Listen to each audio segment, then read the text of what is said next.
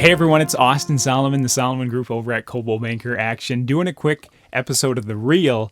Today we are debunking a few of the misconceptions around home inspections, and I brought in Jeff Newman to help me debunk these things. One of the things that I always enjoy people saying, not really, I'm being sarcastic, but when a buyer says, "Oh, that would never pass an inspection," I would just never. We don't want an inspector in here; it would never pass, right? Obviously, Jeff, you and I know that no home really passes an inspection. It's not a pass-fail, right? No, I mean it's a condition report. What we're doing is we're inspecting to tell the potential buyer of the condition of the home at the time of inspection. Yeah. So it's not pass or fail, it's condition. Right. So the myth number one, again, not a myth, but misconception number one is it's not pass-fail. No. Number two is, out of the 1,000-some deals I've done, I think there's only been a handful of times where a lender actually requires a home inspection, right? It's another misconception is that a lender requires a home inspection. That's not true. There's only a few instances where a lender requires a home inspection, right? So that's another misconception that we are debunking here. You are not, and another one is, Jeff, who gets the inspection reports? Because a lot of times buyers think that you work for the city or you work for the bank or that this inspection report is going to be public. That's another misconception. Clear that up for everybody. Yeah, my client is actually whoever pays for the report. So if the seller wants to get a pre-inspection report, I work for the seller. Yep. If the buyer wants an inspection report for, information before they buy the house, I'm working for the buyer. Right. That information is not transferred to anybody else. As a matter of fact, I even have to ask permission to share it with the agent. Yep. If I don't get permission to share it with the agent, it goes directly to the client, and that's all. Right. You mean you never turned in anyone to the city? Oh, geez. Not in the recent past, anyway.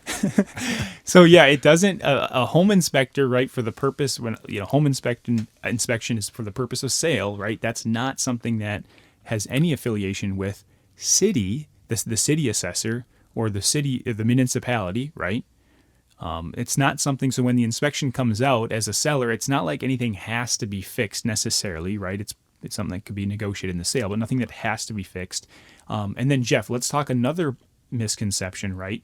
You're not doing a code inspection, right? You're not making sure everything is up to code. No, right? Code inspectors would work for a municipality or a county or a city or, whoever has jurisdiction over that area. Yep. That's typically for new construction or additions, things of that nature. The reports that I do, I'm not a code inspector.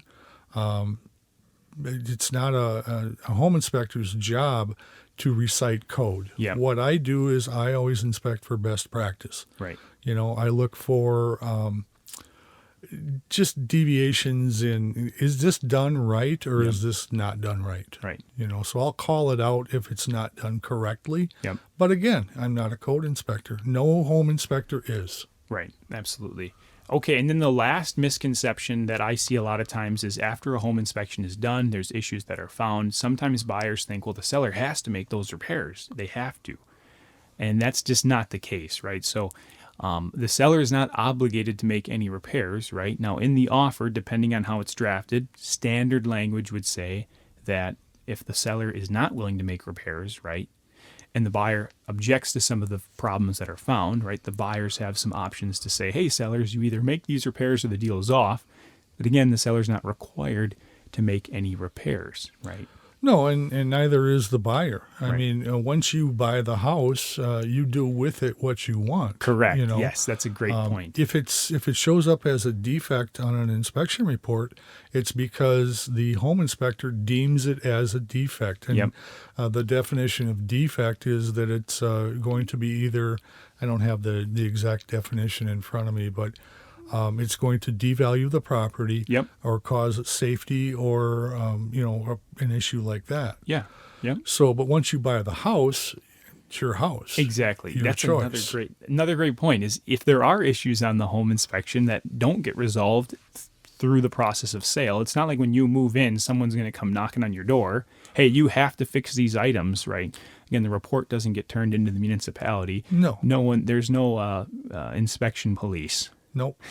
No, and like I said, I work directly for whoever's name is on the report. That's who I work for. Right, absolutely. Jeff, thanks for joining us and working with me to debunk some of these inspection myths. If you guys have more questions, we'll include Jeff's contact information. I know he'd be more than happy to answer any questions and help you guys out as you're navigating a home inspection.